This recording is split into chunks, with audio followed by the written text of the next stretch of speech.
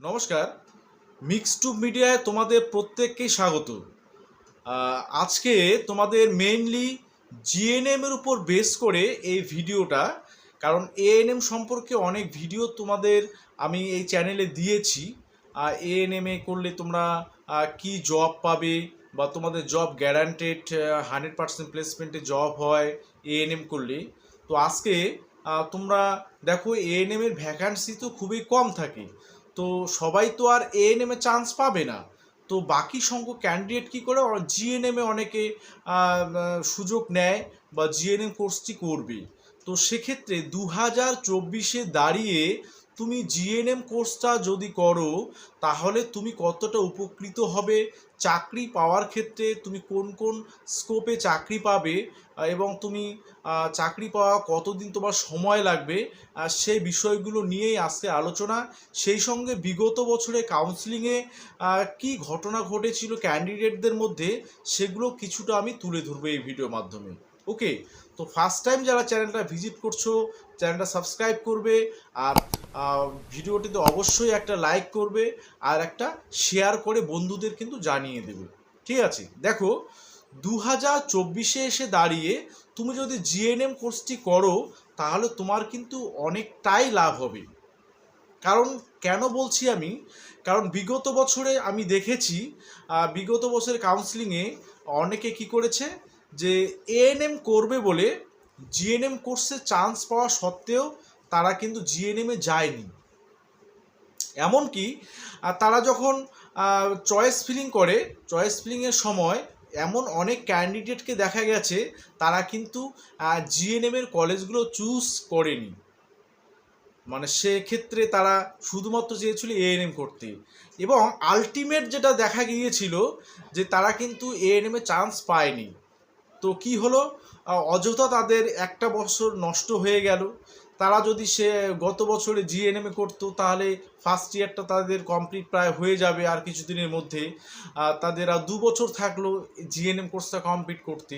তো এই যে ভুলটা তারা করেছিল, তারা আবার নতুন করে এবারের জন্য প্রিপারেশান নিচ্ছে যে এবারে চান্স পাবে কি পাবে না সেটা কিন্তু কোনো গ্যারান্টি নেই। কারণ প্রত্যেক বছর কাট অফটা যেমন হাই হচ্ছে, কম্পিটিশানটাও বেড়ে যাচ্ছে, তো চান্স পাওয়ার নিশ্চয়তা কিন্তু সেখানে নেই।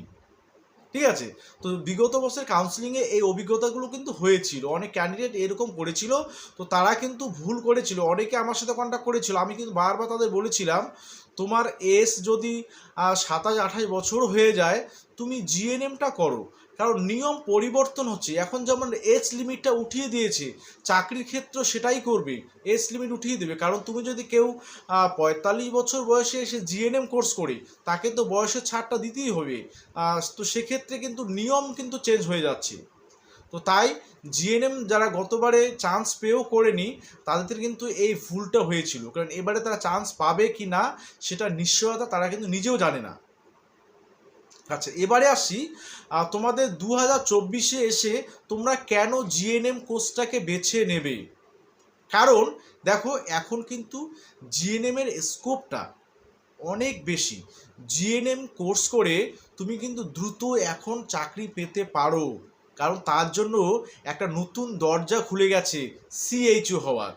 তো সিএইচও কমিউনিটি হেলথ অফিসার, তোমাদের যে সাব সেন্টারগুলো থাকে গ্রামীণ যে উপস্বাস্থ্য কেন্দ্রগুলো, সেই উপস্বাস্থ্য কেন্দ্রগুলোতে যেমন এএনএমদের নেওয়া হয় ঠিক একই রকম সেখানে কিন্তু সিএইচও কমিউনিটি হেলথ অফিসার, অর্থাৎ সেই উপস্বাস্থ্য কেন্দ্রের বা সাব সেন্টারের যিনি হেড সেই পোস্টে কিন্তু এখন জিএনএম থেকে নেওয়া হচ্ছে। সেই তোমাদের যদি কোর্স কমপ্লিট হয়ে যায় তারপরে একটা এক্সামের মাধ্যমে তোমাদের সিএইচও পদে কিন্তু রিক্রুটমেন্টটা হচ্ছে। যদিও সেটা কন্ট্রাকচুয়াল বেসিসে 25,000 টাকার স্যালারি, তো সেটা কিন্তু কম নয় আজকালকার দিনে। ঠিক আছে, এরপরে তোমরা স্টাফ নার্স হতে পারবে, স্টাফ নার্স হতে পারে।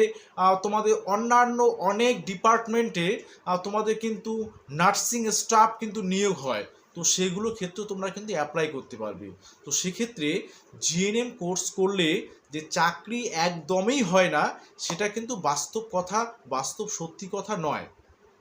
কারণ 2024-এ এসে দাঁড়িয়ে তোমাদের কিন্তু এই রিয়েলাইজেশনটা হওয়া দরকার যে কারণ দেখো সবাই কিন্তু এএনএম এ চান্স পায় না। গতবারে তোমাদের এএনএম এর ভ্যাকান্সি ছিল 875টা, এবারে না হয় কিছুটা বাড়লো, হাজারের কাছাকাছি গেল। তাহলে 1000 জন ক্যান্ডিডেটের মধ্যে তোমরা জিএনএম এএনএম এ চান্স পাবে। তাহলে বাকি ক্যান্ডিডেটরা কি করবে? অবশ্যই তাদেরকে জিএনএম করতে হবে। এবার জিএনএম কোর্সটা করার সময় তুমি যদি ভাবো যে আমার চাকরি হবে না, আমি জিএনএম কোর্সটা বেকার করছি, তাহলে কিন্তু এটা ভুল ধারণা। কারণ ইদানিং দেখা যাচ্ছে সিএইচও পদে প্রচুর পরিমাণে লোক কিন্তু নিয়োগ হচ্ছে। এরা আবার যখন স্টাফ নার্সে যোগ দেবেন তখন কিন্তু আবার নতুন করে সিএইচও নিয়োগ হবে, অর্থাৎ প্রত্যেক বছর কিন্তু সিএইচও রিক্রুটমেন্টটা হচ্ছে। আর স্টাফ নার্সের রিক্রুটমেন্টও কিন্তু যে ভোটের পরবর্তী সময়ে আবার হবে।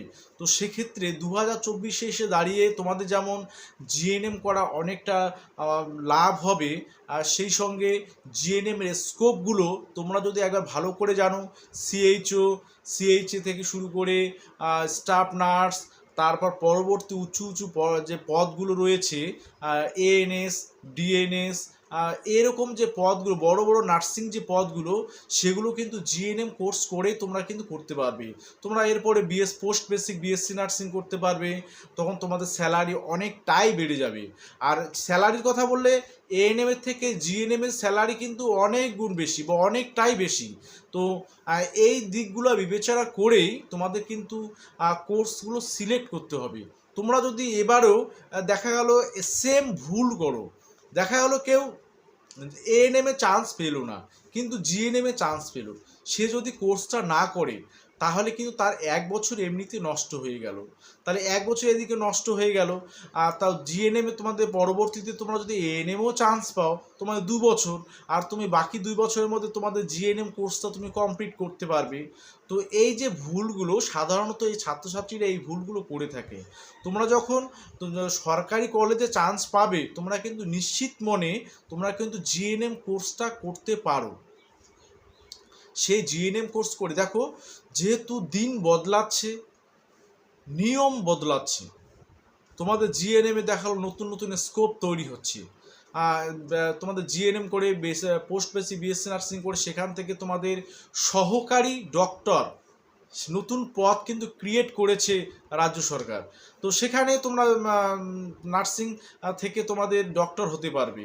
তো এই যে বিষয়গুলো, অর্থাৎ যত দিন যাচ্ছে জিএনএম এর স্কোপটা অনেকটাই বেড়ে যাচ্ছে। আর এএনএম এর কিন্তু এক্সট্রাভাবে কোনো স্কোপ নেই, তোমাদের হেলথ অ্যাসিস্ট্যান্ট ফিমেল পদেই তোমাদের কিন্তু থাকতে হচ্ছে।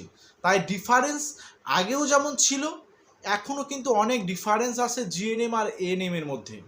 ঠিক আছে, আমি এএনএম এর অনেক ভিডিও দিয়েছি।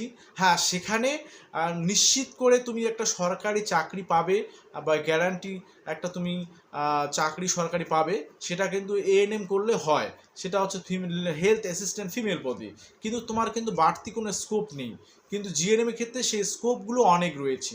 তাই তোমাদের আমি ছাত্রছাত্রীদের বলবো, তোমরা যারা প্রিপারেশান নিচ্ছ 2024-এ এএনএম জিএনএম নার্সিং এন্ট্রান্সে, তোমাদের অবশ্যই করে বলে রাখি, তোমরা যদি এএনএম এ চান্স না পাও তাহলে অতি অবশ্যই তোমরা জিএনএম এ যে কোর্সটি সেটা সিলেক্ট করবে। জিএনএম এ তোমরা সরকারিতে চান্স পেলে তোমরা কিন্তু জিএনএম কোর্সটা করো, তারপর তোমাদের চাকরির জন্য বসে থাকতে হবে না। তোমাদের কিন্তু যে কোনো ডিপার্টমেন্টে হোক, যে কোনো জায়গায় হোক, তুমি কিন্তু একটা চাকরি পাবেই। সে তুমি প্রাইভেট যে নার্সিং হোমগুলো সেখানে তুমি অভিজ্ঞতা অর্জন করতে পারো, বা সেখানে তোমাদের ভালো ভালো প্রাইভেট যে হসপিটালগুলো সেখানে তুমি জব করতে পারো, সিএইচও পদে তুমি চলে আসতে পারো, স্টাফ নার্স হতে পারো, অন্যান্য যে ডিপার্টমেন্ট থেকে নার্সিং স্টাফ নিয়োগ হয় সেখানেও তুমি জব করতে পারো। তো এই সব কিছু মিলিয়ে জবের স্কোপটা জিএনএম এর ক্ষেত্রে অনেক বেশি। ঠিক আছে, তো মোটামুটি এই ছিল আজকে আলোচনা বিষয়। তোমাদের আমি জানালাম যে জিএনএম এ করলে তুমি 2024-এ যদি জিএনএম করো তাহলে তোমাকে জবের জন্য বসে থাকতে আর হচ্ছে না। স্বাস্থ্য দপ্তরটা এমনই, বা স্বাস্থ্য ডিপার্টমেন্টটা, যে এই স্বাস্থ্য ডিপার্টমেন্টে কিন্তু লোক নিয়োগ কিন্তু যে গ্র্যাজুয়ালি হতে চলেছে বা গ্র্যাজুয়ালি হতেই থাকে। তো তাই তোমাদের এই বিষয়গুলো মাথায় রেখেই কিন্তু জিএনএম কোর্সটা সিলেক্ট করা উচিত। ঠিক আছে? তো কেউ নিরাশ হবে না, অবশ্যই প্রিপারেশানটা আপাতত ভালো করে নাও। আর এই ভিডিওগুলো একটু দেখবে, বন্ধু বান্ধবদের শেয়ার করবে, তারা যাতে যে জিএনএমে চান্স না পেলে তারা যাতে জিএনএম কোর্স থেকে রিজেক্ট করে না দেয়, যে আমি জিএনএম করবই না, এই ধরনের চিন্তাভাবনা যাতে না থাকে। কারণ তোমাদের একটা বছরও নষ্ট হয়ে যাবে, আবার তোমাদের পরবর্তীতে চান্স পাবে কিনা সেটা নিয়ে একটা সন্দিহান হয়ে থাকবে। ঠিক আছে? তো আজকের এই পর্যন্ত ভিডিও। সকলে ভালো থাকবে, সুস্থ থাকবে। কোনো ধরনের কোনো কোয়ারিজ থাকলে অবশ্যই করে কিন্তু তোমাদের কমেন্ট বক্সে তোমরা জানাতে পারবে। ঠিক আছে?